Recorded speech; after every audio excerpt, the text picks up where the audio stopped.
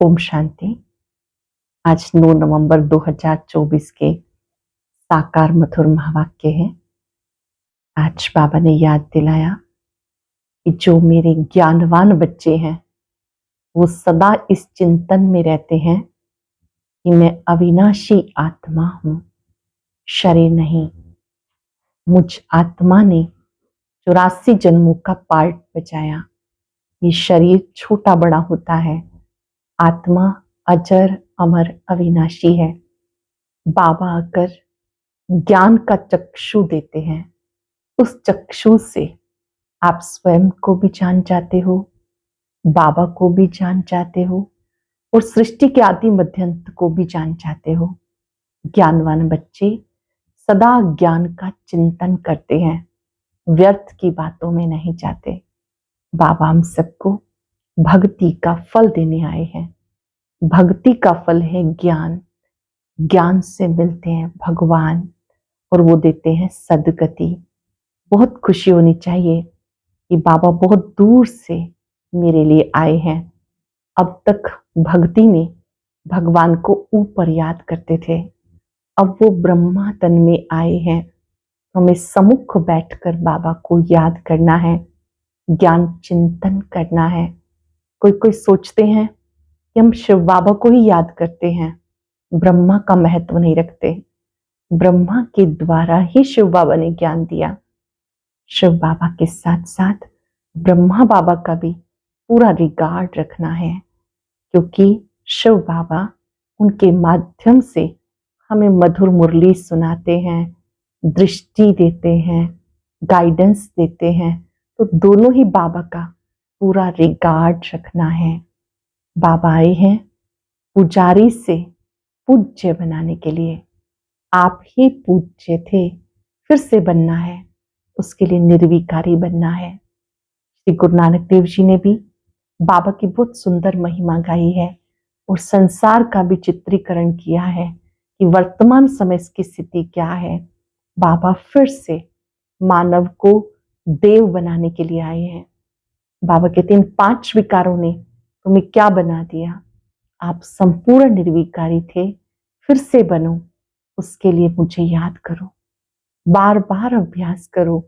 मैं देह नहीं, इस देह को चलाने वाली ज्योति बिंदु शक्तिशाली पवित्र आत्मा हूं। सुनते हैं बाबा के मधुर बोल। बाबा ने कहा, मीठे बच्चे, बाबा आया है तुम बच्चों को भक्ति तु आत्मा से ज्ञानी तु आत्मा बनाने, पतित से पावन बनाने। बाबा आया है तुम बच्चों को भक्ति तु आत्मा से ज्ञानी तु आत्मा बनाने, पतित से पावन बनाने। क्वेश्चन है, ज्ञानवान बच्चे किस चिंतन में सदा रहते हैं? ज्ञानवान बच्चे किस चिंतन में सदा रहते हैं? मैं अविनाशी आत्मा हूं, शरीर विनाशी है। मैंने 84 शरीर धारण किए, अभी अंतिम जन्म है। आत्मा कभी छोटी बड़ी नहीं होती, शरीर छोटा बड़ा होता है। ये आंखें शरीर में है, इनसे देखने वाली मैं आत्मा हूं। बाबा आत्माओं को ज्ञान का तीसरा नेत्र देते हैं। वो भी जब तक शरीर का आधार ना ले तब तक पढ़ा नहीं सकते। ऐसा चिंतन ज्ञानवान बच्चे सदा करते रहते हैं। ऐसा चिंतन ज्ञानवान बच्चे सदा करते रहते हैं। ओम शांति। ये किसने कहा? आत्मा ने कहा, अविनाशी आत्मा ने कहा शरीर द्वारा। शरीर और आत्मा में कितना फर्क है। शरीर 5 तत्व का इतना बड़ा पुतला बन जाता है, भले छोटा भी है तो भी आत्मा से तो जरूर बड़ा है। पहले एकदम छोटा पिंड होता है, जब थोड़ा बड़ा हो जाता है तब आत्मा प्रवेश करती है। बड़ा होते होते फिर इतना बड़ा हो जाता। आत्मा तो चैतन्य है ना, जब तक आत्मा प्रवेश ना करे तब तक पुतला किसी काम का नहीं रहता। कितना फर्क है। बोलने चलने वाली आत्मा है, वो इतनी छोटी बिंदी है, वो कभी छोटी बड़ी नहीं होती है, विनाश को नहीं पाती। अब ये परमात्मा बाप ने समझाया, मैं अविनाशी हूं, शरीर विनाशी है, उसमें मैं आत्मा पार्ट बजाती हूँ। ये बातें तुम अब चिंतन में लाते हो। आगे तो ना आत्मा को जानते थे, ना परमात्मा को जानते थे, सिर्फ कहने मात्र कहते थे, हे परम पिता परमात्मा। भक्ति में कहते थे, हे परम पिता परमात्मा। आत्मा भी समझते थे, परंतु फिर कोई ने कहा तुम परमात्मा हो। तुम, ये किसने बताया? भक्ति मार्ग के गुरुओं ने, शास्त्रों ने सर्वव्यापी की बात कही। बाबा ने आकर समझाया, मैं सर्व शक्तिवान हूं। अब बाबा ने समझाया, तुम मेरे बच्चे हो। आत्मा नेचुरल है, शरीर अननेचुरल मिट्टी का बना हुआ है। जब आत्मा है तो बोलती चलती है। अब तुम बच्चे जानते हो, हम आत्माओं को बाबा आकर समझाते हैं। निराकार शिव बाबा संगम युग पर शरीर द्वारा आकर सुनाते हैं। ये आंखें तो शरीर में रहती हैं, अभी बाप ज्ञान चक्षु देते हैं। आत्मा में ज्ञान नहीं तो अज्ञान चक्षु है। बाप आते हैं, आत्मा को ज्ञान चक्षु मिलते हैं। आत्मा ही सब कुछ करती है, आत्मा कर्म करती है शरीर द्वारा। अब तुम समझते हो, बाबा ने ये शरीर धारण किया। अपना भी राज बताते, सृष्टि के आदि मध्यंत का राज भी बताते, सारे नाटक का भी नॉलेज देते हैं। आगे तुम्हें कुछ पता नहीं था। हाँ, नाटक जरूर है, सृष्टि का चक्र फिरता है, परंतु कैसे फिरता है ये बात कोई भी नहीं जानते। रचिता और रचना के आदि मध्यंत का ज्ञान अब तुम्हें मिलता है। बाकी सब भक्ति बाबा आकर तुम्हें ज्ञानी तू आत्मा बनाते हैं। पहले भक्ति तू आत्मा थे, तुम आत्मा भक्ति करते थे, अब तुम आत्मा ज्ञान सुनती हो। भक्ति को कहा जाता अंधियारा। ऐसे नहीं कहेंगे कि भक्ति से भगवान मिलता है। बाबा ने समझाया, भक्ति का भी पार्ट है, ज्ञान का भी पार्ट है। जानते हो, पहले हम भक्ति करते थे, बाबा को ढूंढते थे, यज्ञ तप दान पुण्य जो कुछ करते थे, पुकारते रहते थे, तंग हो गए।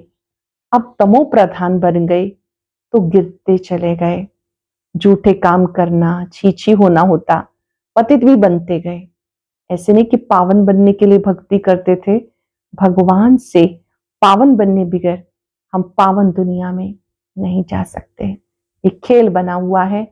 जब उतरती कला में आ जाते तब भक्ति का फल ज्ञान मिलता है, ज्ञान से भगवान मिलता है, सदगति देते हैं। पावन बने बिना पावन दुनिया में नहीं जा सकते। बाबा कहते, ऐसे नहीं कि पावन बनने बगैर भगवान से नहीं मिल सकते। भगवान को तो कहते आकर पावन बनाओ। पतित ही भगवान से मिलते हैं पावन बनने के लिए। पावन से तो भगवान मिलता नहीं। सतयुग में थोड़ा ही लक्ष्मी नारायण से भगवान मिलते हैं। भगवान आकर तुम पतितों को पावन बनाते और तुम ये शरीर छोड़ देते हो। पावन तो इस तमो प्रधान पतित सृष्टि में रह नहीं सकते। बाबा आकर पावन बनाकर गुम हो जाते हैं। उनका पार्ट ही ड्रामा में वंडरफुल है। जैसे आत्मा देखने में आती नहीं, बोले साक्षात्कार होता तो भी समझ ना सके, और तो सबको समझ सकते हैं, ये फलाना है, ये फलाना है, याद करते हैं, चाहते हैं फलाने चैतन्य में साक्षात्कार हो, और कोई मतलब नहीं। अच्छा, चैतन्य में देखते हो फिर क्या, साक्षात्कार हुआ फिर तो गुम हो जाएगा। अल्पकाल क्षण भंगुर सुख की आश पूरी होगी, उसे कहा जाता अल्पकाल क्षण भंगुर सुख। साक्षात्कार की चाहना थी, वो मिला। बस यहाँ तो मूल बात है पतित से पावन बनने की। पावन बनेंगे तो देवता बन जाएंगे, अर्थात स्वर्ग में चले जाएंगे। शास्त्रों में कल्प की आयु लाखों वर्ष लिख दी। समझते कलयुग में अर्जुन 40,000 वर्ष पड़े हैं। बाबा तो समझाते सारा कल्प ही 5,000 वर्ष का है। तो मनुष्य अंधियारे में है ना, इसे कहते घोर अंधियारा, ज्ञान किसी में भी नहीं। वो समय भक्ति, रावण जब से आता भक्ति उनके साथ है, बाप जब आता तो ज्ञान उनके साथ है। बाबा आते हैं तो ज्ञान देते हैं, रावण आता है, द्वापर से भक्ति मार्ग शुरू हो जाता। बाबा से एक ही बार ज्ञान का वर्षा मिलता है, घड़ी घड़ी नहीं मिल सकता। वहां तो तुम कोई को ज्ञान देते नहीं, दरकार ही नहीं। ज्ञान उनको मिलता जो अज्ञान में है। बाप को कोई भी जानते नहीं जानते हैं, इसलिए पुकारते रहते हैं। तुम कहते हो वो हम आत्माओं का बाप है। बाप कहते हैं मैं इस समय आकर तुम्हें मनुष्य को देवता बनाता हूं। वो दैवी गुणों वाले मनुष्य हैं, ये है आसुरी अवगुणों वाले। सतयुग में दैवी गुणों वाले या आसुरी अवगुण वाले बिल्कुल छीछी हैं। श्री गुरु नानक देव जी ने भी कहा, असंख्य चोर। मनुष्य कोई ऐसा कहे तो उनको झट कहेंगे कि ये क्या कहते हो, दुनिया में असंख्य चोर हैं। इस समय पतित दुनिया बन गई, फिर से बुला रहे हैं पावन बनाने आओ। बाबा कहते सब आसुरी संप्रदाय हैं। तुम्हें क्लियर करके समझाते, वो रावण संप्रदाय, वो राम संप्रदाय। गांधी जी भी कहते थे हमें राम राज्य चाहिए। राम राज्य में सब निर्विकारी हैं, रावण राज्य में सब विकारी हैं। इसका नाम ही वैशाल्य, रौरव नर्क। इस समय के मनुष्य विषयवतरणी नदी में है। मनुष्य जानवर आदि सब एक समान, मनुष्य की कोई भी महिमा नहीं। 5 विकारों पर तुम बच्चे जीत पाकर मनुष्य से देवता बन जाते हो, बाकी सब खत्म हो जाते हैं। देवताएं सतयुग में रहते, अब कलयुग में असुर रहते हैं। असुरों की निशानी 5 विकार है। देवताओं को कहते हैं संपूर्ण निर्विकारी, असुरों को कहा जाता संपूर्ण विकारी। वो है 16 कला संपूर्ण। यहाँ तो कोई कला नहीं, सबकी कला काया चट हो गई। अब ये बाप बच्चों को समझाते, बाप आते हैं पुरानी आसुरी दुनिया को चेंज करने के लिए। रावण राज्य वैशाल्य को शिवालय बनाते हैं। उन्होंने यहाँ ही नाम रख दिए, त्रिमूर्ति हाउस, त्रिमूर्ति रोड। आगे थोड़े ये नाम थे। अब होना क्या चाहिए, सारी दुनिया किसकी है, परमात्मा की है ना। परमात्मा की दुनिया है जो आधा कल्प पवित्र आधा कल्प अपवित्र रहती है। क्रिएटर तो बाप को कहा जाता, तो उनकी ये दुनिया हुई ना। बाबा समझाते मैं ही मालिक हूं, मैं बीज रूप हूं, चैतन्य हूं, ज्ञान सागर हूं। बीज रूप हूं, चैतन्य हूं, ज्ञान सागर हूं।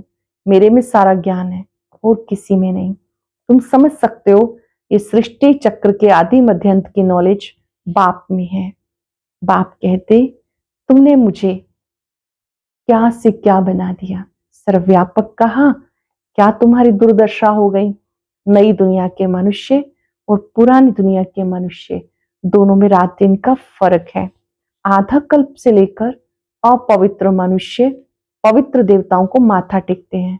ये भी बच्चों को समझाया। पहले पहले पूजा होती है शिव बाबा की।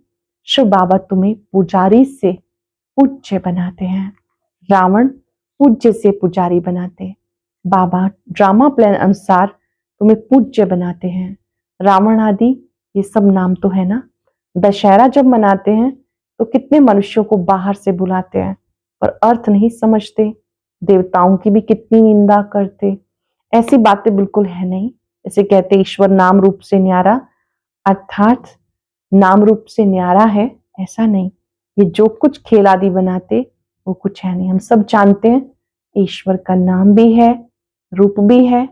हाँ, हमारे सदृश भौतिक देह से नाम से न्यारा है। नाम है उनका गुणवाचक, कर्तव्यवाचक, सदा शिव, रूप ज्योति स्वरूप, गुणों का सागर। बाबा कहते समझने की बातें हैं। मनुष्य मत को आसुरी मत कहा जाता है। यथा राजा रानी तथा प्रजा सब ऐसे बन जाते हैं। इसे कहा जाता डेविल वर्ल्ड। सब एक दो को गाली देते रहते हैं। यह आसुरी दुनिया है, यहाँ पर कैसे एक दूसरे को अपशब्द बोलते रहते हैं। तो बाबा समझाते बच्चे जब बैठते हो, जब यहाँ बैठते तो कैसे बैठना है, अपने को आत्मा समझ बाप को याद करो। करेंगे 5 सेकंड के लिए। पूरा शरीर प्रकाश में, काया के रूप में, और मैं मस्तक में, मस्तक मणि चमक रही हूं।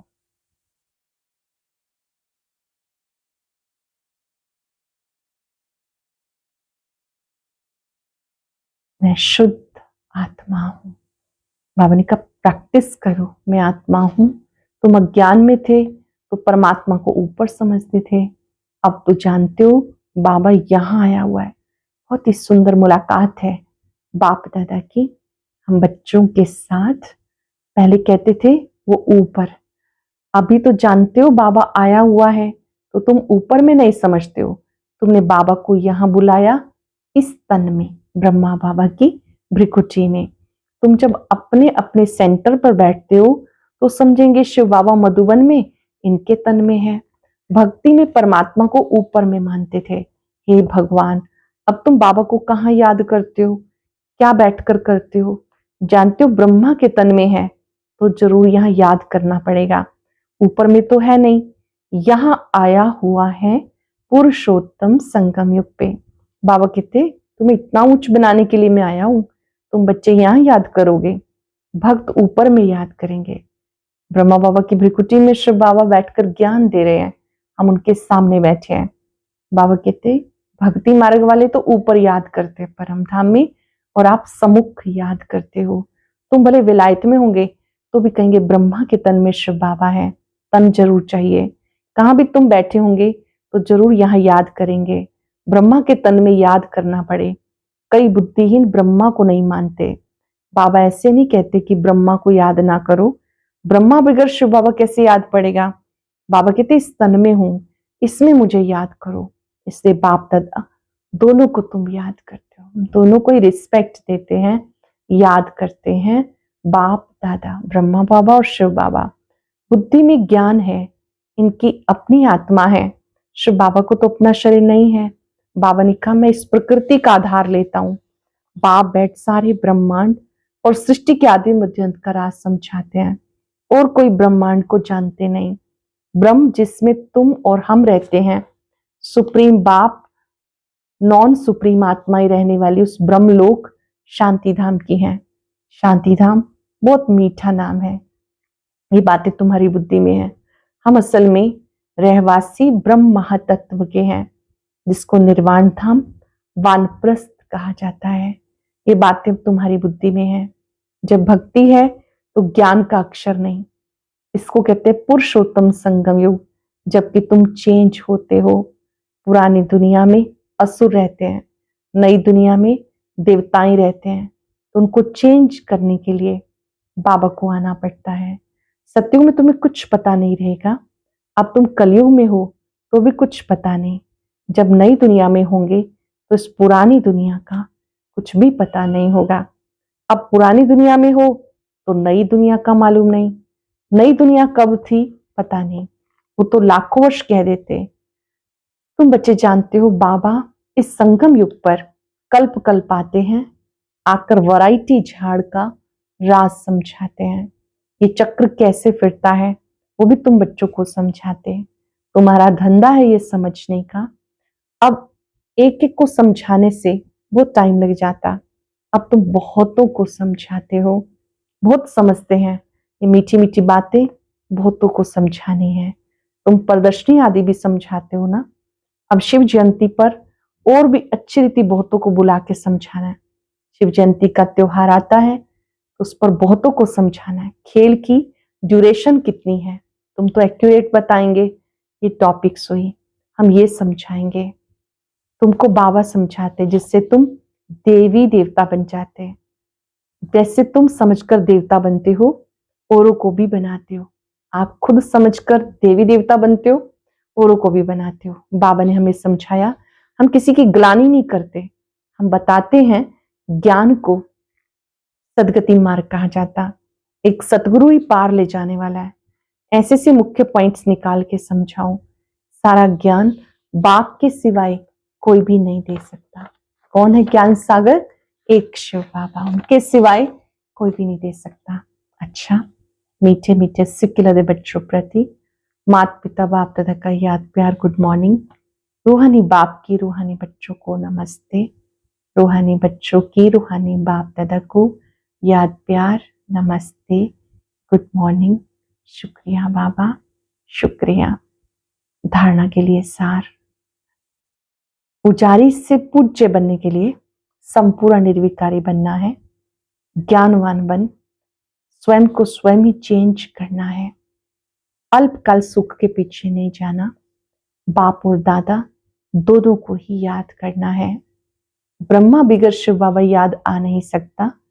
भक्ति में ऊपर याद किया, अभी ब्रह्मा तन में आया है तो दोनों ही याद आने चाहिए। पुजारी से पूज्य बनने के लिए संपूर्ण निर्विकारी बनना है, ज्ञानवान बन स्वयं को स्वयं ही चेंज करना है, अल्पकाल सुख के पीछे नहीं जाना, बाप और दादा दोनों को याद करना है। ब्रह्मा बिगर शिव बाबा याद आ नहीं सकता।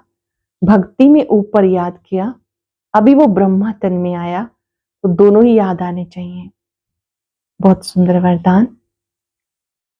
हर कर्म में विजय का अटल निश्चय और नशा रखने वाले अधिकारी आत्मा भव। हर कर्म में विजय का अटल निश्चय और नशा रखने वाले अधिकारी आत्मा भव। विजय हमारा जन्म सिद्ध अधिकार है। इस स्मृति से उड़ते चलो, कुछ भी हो जाए ये स्मृति में लाओ, मैं सदा विजयी हूं, मैं सदा विजयी हूं। क्या भी हो जाए निश्चय अटल हो। नशे का आधार है निश्चय, निश्चय कम तो नशा कम, इसलिए कहते हैं निश्चय बुद्धि विजयी। निश्चय में कभी कभी वाले नहीं बनना। अविनाशी बाप है तो अविनाशी प्राप्तियों के अधिकारी बनो। हर कर्म में विजय का निश्चय और नशा हो। हर कर्म में विजय का निश्चय और नशा हो। विजय हमारा जन्म सिद्ध अधिकार है। इस स्मृति से सदा उड़ते चलो, कुछ भी हो जाए ये स्मृति में लाओ, मैं सदा विजयी हूं। क्या भी हो जाए निश्चय अटल हो। नशे का आधार है निश्चय, निश्चय कम तो नशा कम, इसलिए कहते हैं निश्चय बुद्धि विजयी। निश्चय में कभी कभी वाले नहीं बनना, अंडरलाइन करेंगे, निश्चय में कभी कभी वाले नहीं बनना। अविनाशी बाप है तो अविनाशी प्राप्ति के अधिकारी बनो। हर कर्म में विजय का निश्चय और नशा हो। स्लोगन है, बाप के स्नेह की छत्र छाया के नीचे रहो तो कोई भी विघ्न ठहर नहीं सकता। बाप के स्नेह की छत्र छाया के नीचे रहो तो कोई भी विघ्न ठहर नहीं सकता। आज हम सब याद करेंगे, मैं बाप की छत्र छाया के नीचे निर्विघ्न आत्मा हूं। और अब यह एक बहुत अच्छी वीडियो भी जरूर देखें।